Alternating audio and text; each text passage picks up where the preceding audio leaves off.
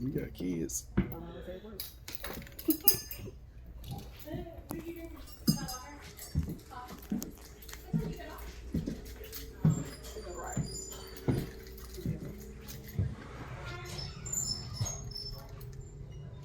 Dark.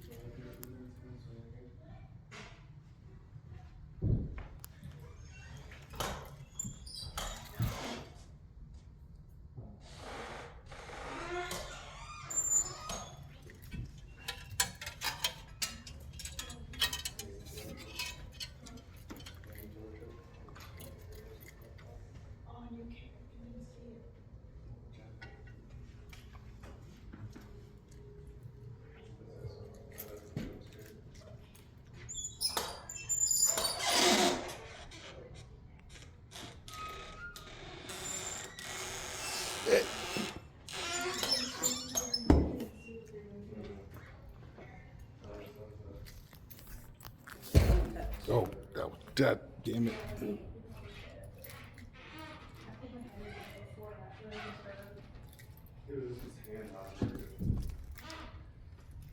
What the fuck is this?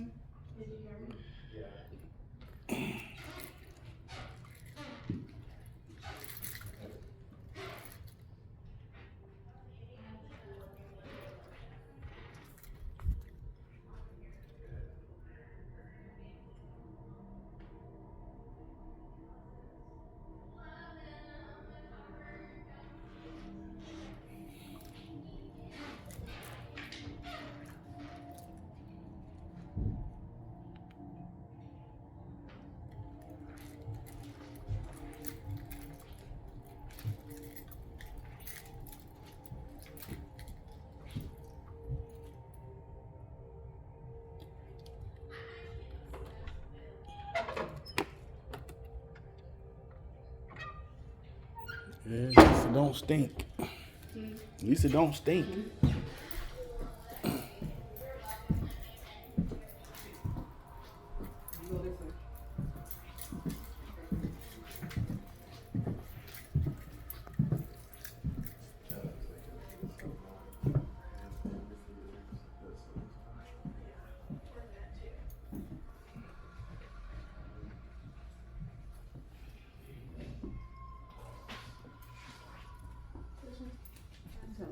I'm thinking somebody's gonna jump out.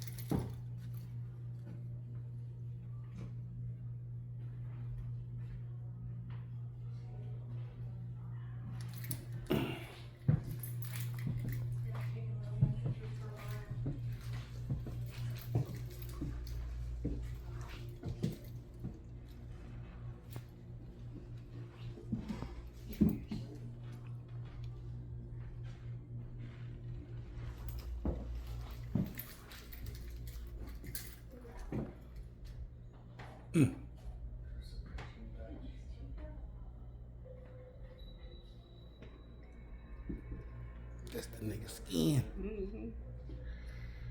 Ooh.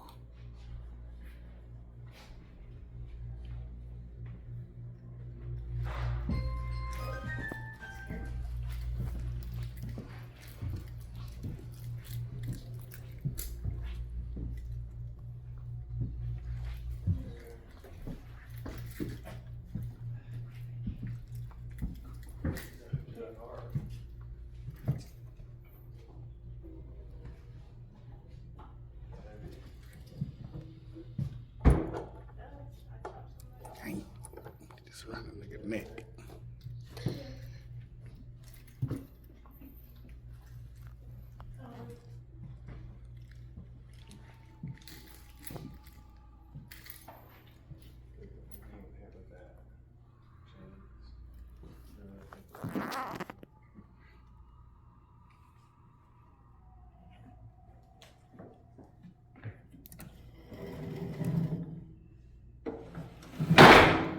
Man. Shit.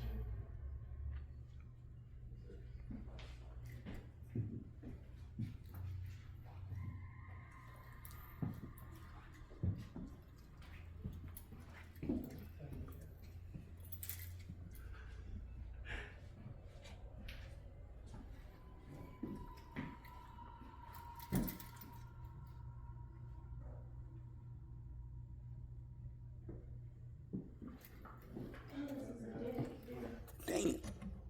Ooh. I wouldn't want to sit there.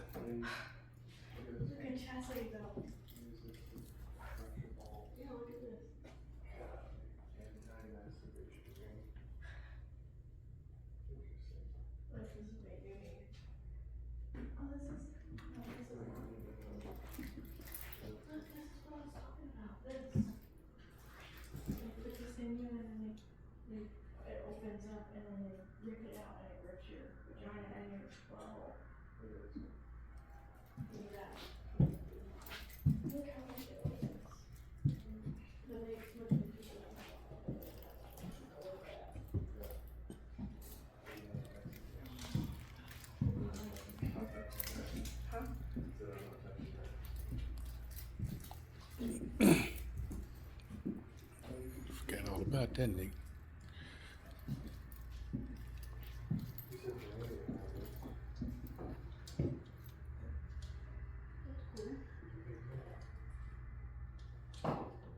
Look, this is how you pee. You just unscrew it.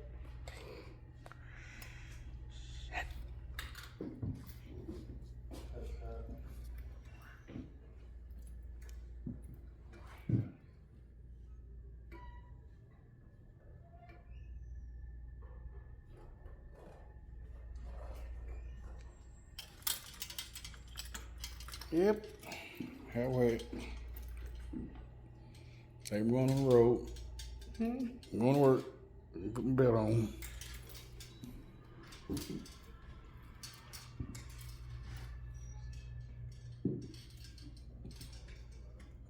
Good Lord.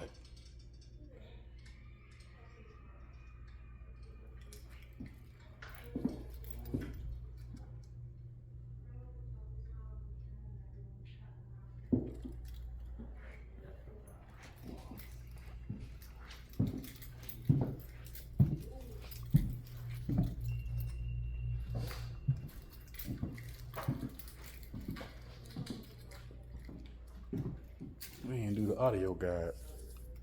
You should be filming it. Oh yeah, they throw us in the water.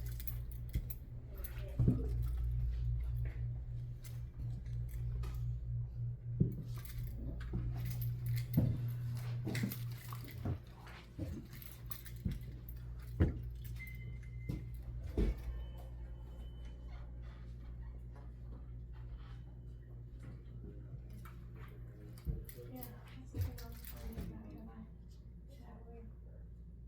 Oh, there's that thing I was talking about. And they said you want it for me to the bottom of my trunk.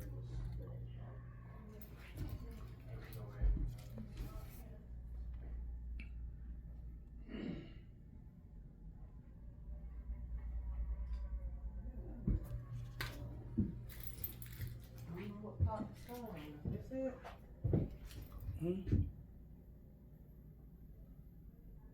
26. In the East, they chop off thieves' hands, while Europeans are prone to more thoughtful punishments. The device of the torture grip is simple, a rotating screw and two pressing planes. But even here, there's room for human imagination. Imagine what primal horror a man experiences when the bones of his fingers are gradually crushed in the iron jaws of a vice, the bones destroyed in such a way that they could not mend. Likewise, forearm breaks need only larger vices, and the executioner should be more muscular. But most terrifying of all would have to be the vice on the skull. The head is fastened with clamps so that the victim's chin rests against a solid, immobile base. The iron hemisphere crushes the skull from above with the help of a screw. The teeth are squeezed so tightly that the jaw cracks. Then the bottom of the skull collapses and the brain emerges from the cracks. Otto Schwartz, an artisan from Bremen, was arrested on suspicion of spying. 6 months spent in solitary confinement and constant night interrogations turned him from a healthy young man to a desperate old man. After the Congress of Vienna in 1813, he and other prisoners of the regime of Napoleon were released. But Otto's short temper played a cruel joke on him.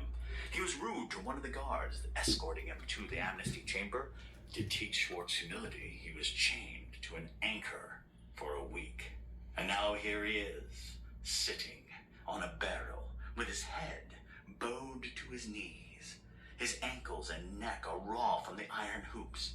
This is especially humiliating for Otto, who was always so proud of his perfect posture. He has a burning pain from the constant tension in his neck and back. The muscles of his arms and legs go numb. His whole body cramps, but any attempt to change position or relax leads to even more pain. Twice a day, the wardens remove the anchor so he can feel the difference. On the 3rd day of the punishment, Otto was informed that all political criminals are already free. After hearing this news, the man cursed his bad temper and cried. His wife and 13-year-old daughter were waiting for him at home. He did not know whether he would be released at the end of this torture or put into solitary confinement again. The pillory. In the Middle Ages, citizens were sentenced to public ridicule for minor offenses, slander, and disturbance of the peace. The guilty were taken to a crowded square, and their hands and neck were put in wooden stocks.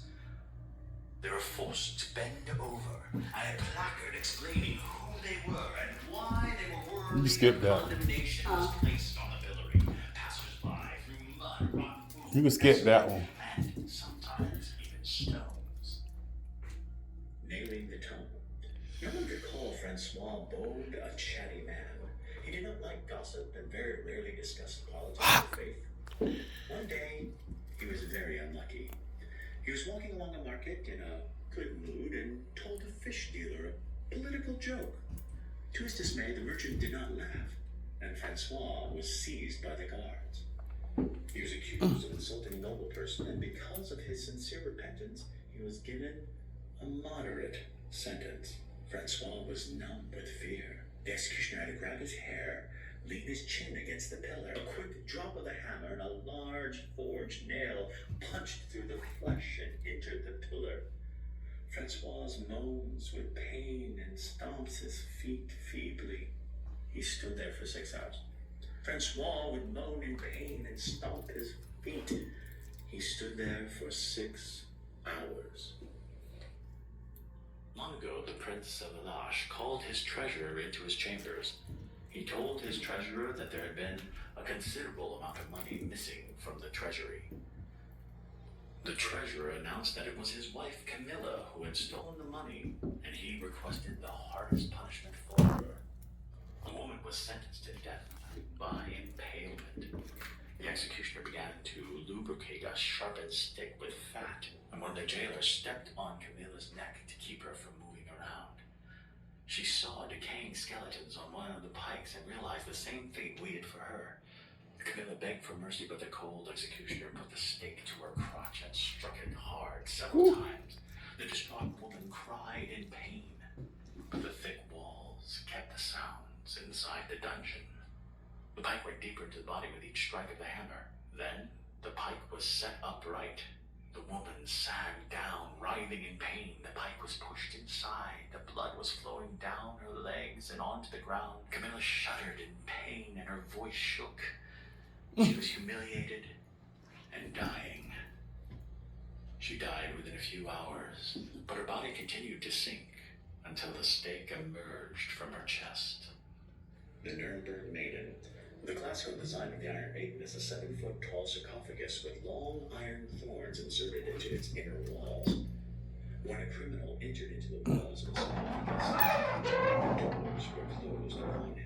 The thorns would pierce his bodies in various places. The thorns were arranged not to cause fatal injuries. They stuck into the arms, legs, stomachs, eyes, shoulders, and buttocks. So, standing in the suffocating darkness, the man was pierced over and over again, until finally bleeding to death.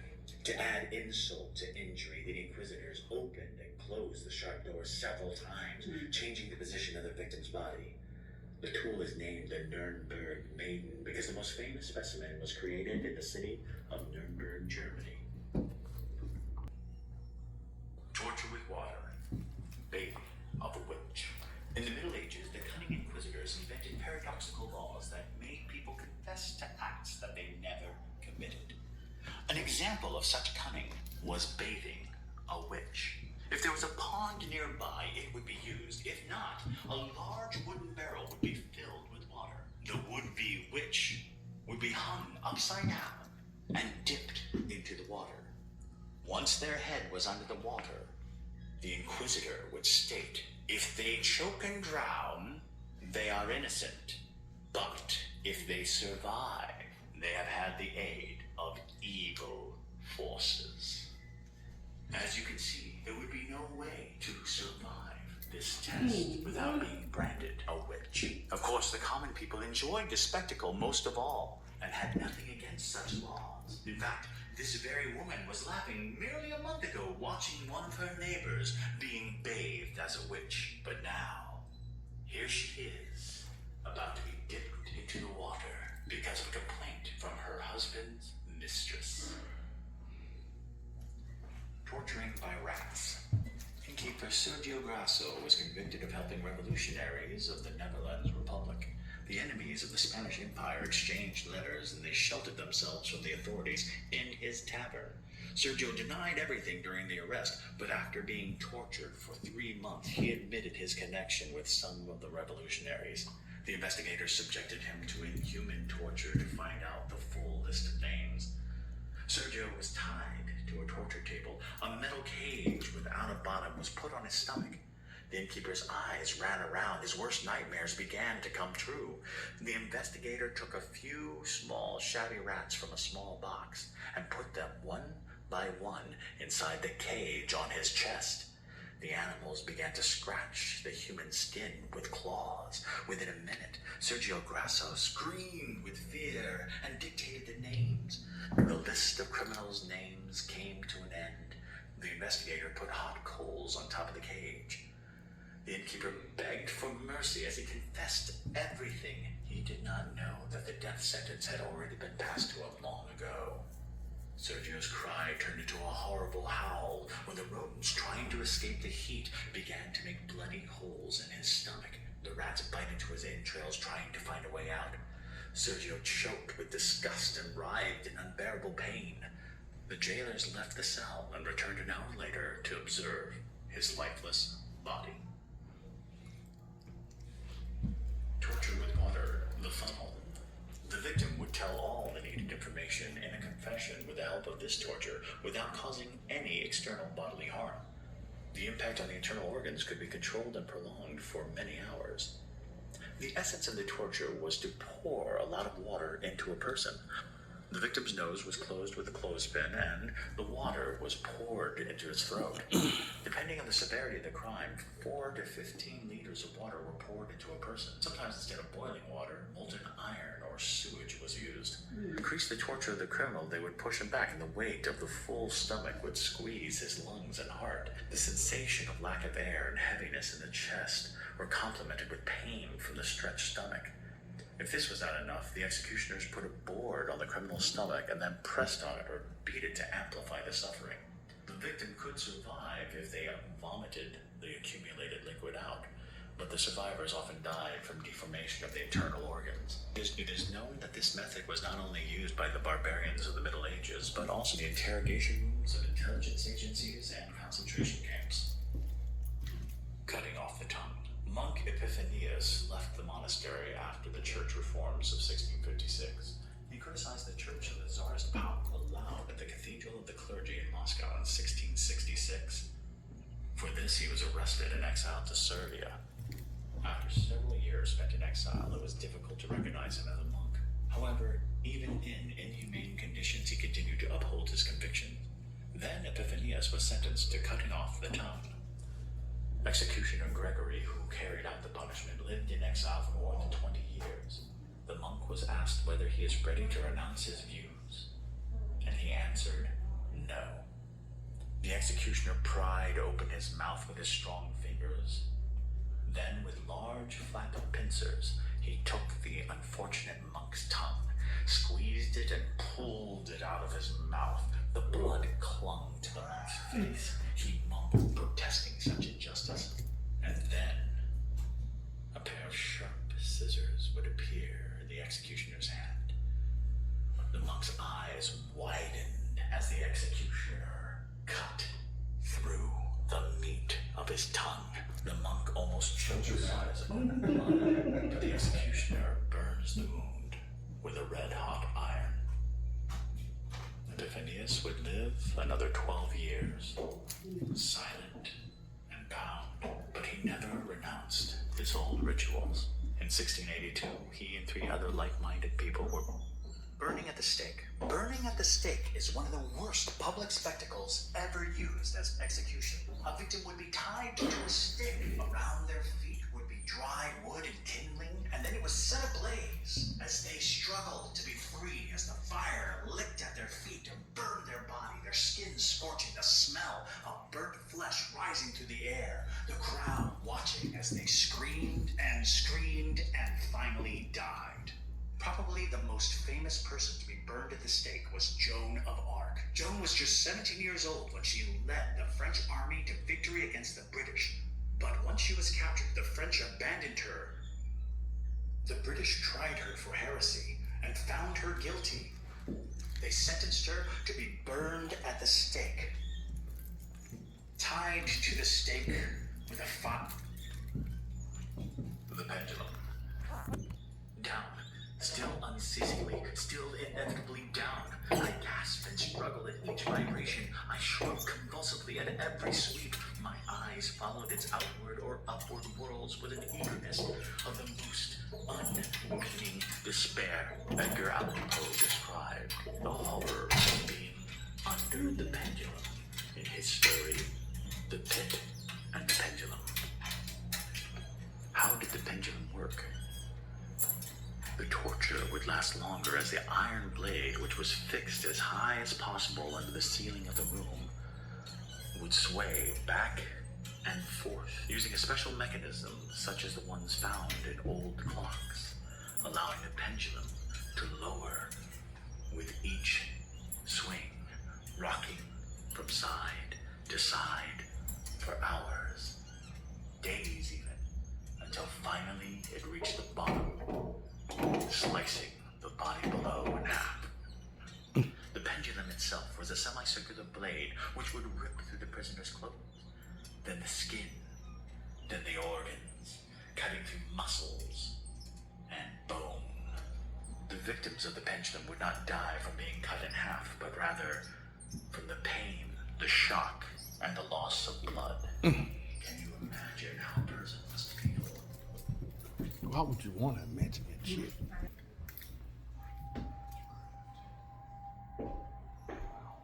Solid.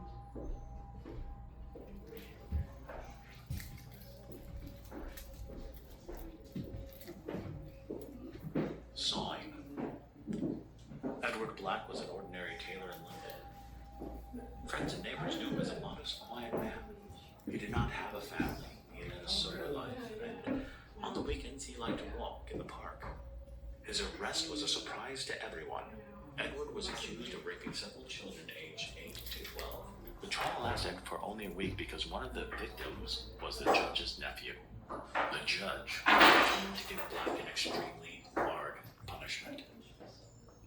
With the permission of the judges, the relatives of his victims were allowed to come and see Edward in his cage. All of them could look Edward in the eye for the last time and express everything they wanted to say to him.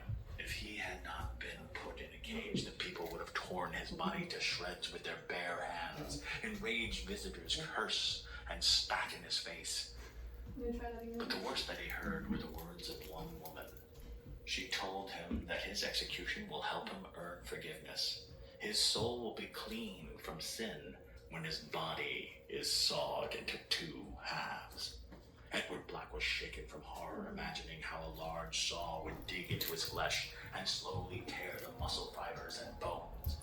He was destined to feel for a rich merchant to feed her 2 daughters. One day, early in the morning, guards stormed the doors of her house and dragged Matilda into prison. She was accused of practicing black magic and having a secret connection with the devil. The woman was beaten with a whip and held without food for a week, but she did not confess. So the inquisitors decided to interrogate Matilda on the Spanish horse. It took 3 strong men to put her on the corner of the bar. In the first minute, she squirmed and fell to the floor, but the investigators tied her hands and feet, and a few minutes later, a terrible pain pierced Matilda's crotch, and she moaned. To ease the torment, she began to swing on the bar, but the wound caused by the sharp edge only widened. 2 hours later, weights were tied to the woman's feet, and she felt the wounded knife slowly cutting her in half. Being already on the verge of insanity, she confessed that she had added a love potion to the merchant's food, wishing to seduce him. The very next morning, her head was cut off. When Mary was caught outside of the house of Count Spencer, she admitted that she was hired to kidnap Count Spencer's son. The Count was outraged and wanted to beat the woman to death, but his wife persuaded him to bring the woman to justice. The trial was overseen by a young judge who had a strange sense of humor. "Why did you decide to kidnap a child?" he asked Mary. "They promised to pay me well. I could not buy firewood, and my legs are very cold," the woman answered. The judge thought for a moment and then said, "The court has decided to warm your feet."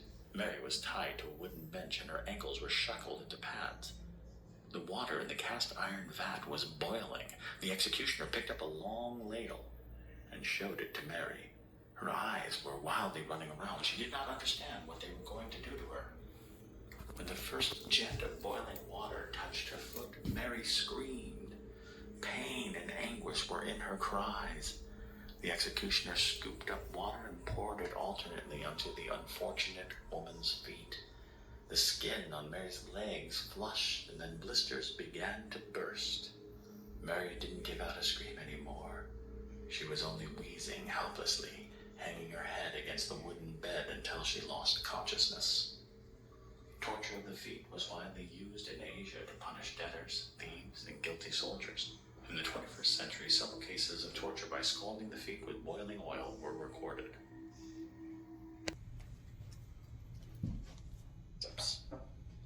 Double violin of gossips, flute of shame. Old Francesca served as a nurse in a noble house, and she perfectly managed the Count's 3 children. But when rumors about the personal life of her employers began circulating, it was established that their source was Francesca. The Earl ordered the punishment of the elderly gossip. Francesca was taken to the nearest police station and was put in a gossip violin for the whole day. Francesca would look at her hands, unable to turn away. This position should inspire a woman to think of repentance. Very soon, aching pain appears in her back, neck, and elbow joints. Her fingers and hands go numb because of the restricted blood flow. It begins to seem that her hands don't belong to her. Francesca is frightened that she will be disabled for the rest of her life. She forgot about hunger and thirst, and by the end of the punishment, she begins to pray for forgiveness. A double violin of gossips can find two women who are quarreling with each other. They have to sit face to face and continue to argue. But soon reconciliation was achieved. After a long stay in the violin, cantankerous ladies can get tired of one another.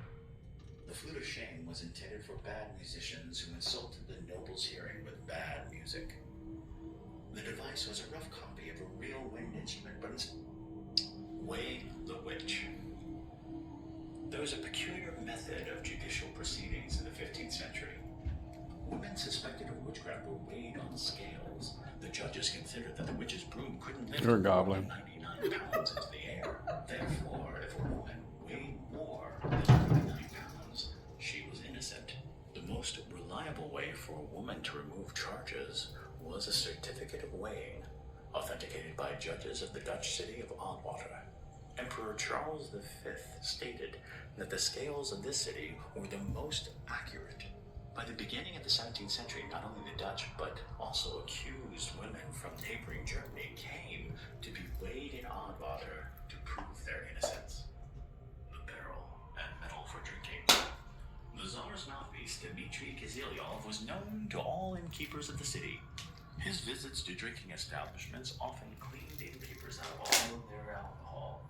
Having gotten away with it for years, he was finally sentenced to public humiliation. The police chief ordered him to be put in a barrel for 1 day. Dmitry sobered up in the cold water quickly.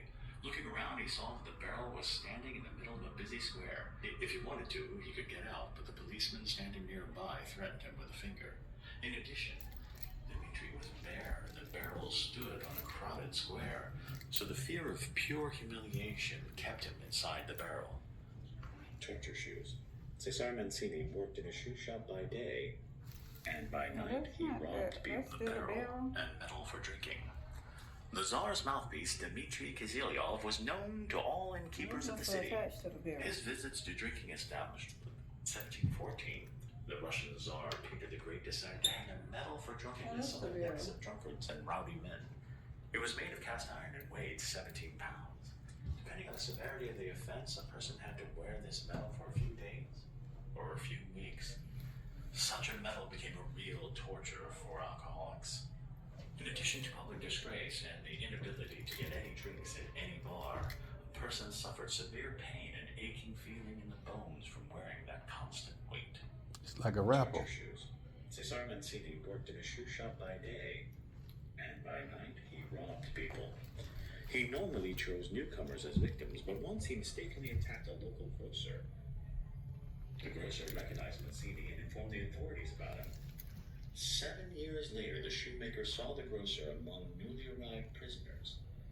Mancini decided that fate gives him a chance to take revenge. During a knife fight, the grocer was killed, but before he died, he managed to disfigure the shoemaker's face and cut the tendon on his right arm. Given his good behavior in the past, the jailers offered Mancini a choice: the death penalty for the murder of a cellmate, or lifelong work as a prison executioner. Not wanting to die, Mancini put on the mask. Now his shoes were used to inflict pain and injury.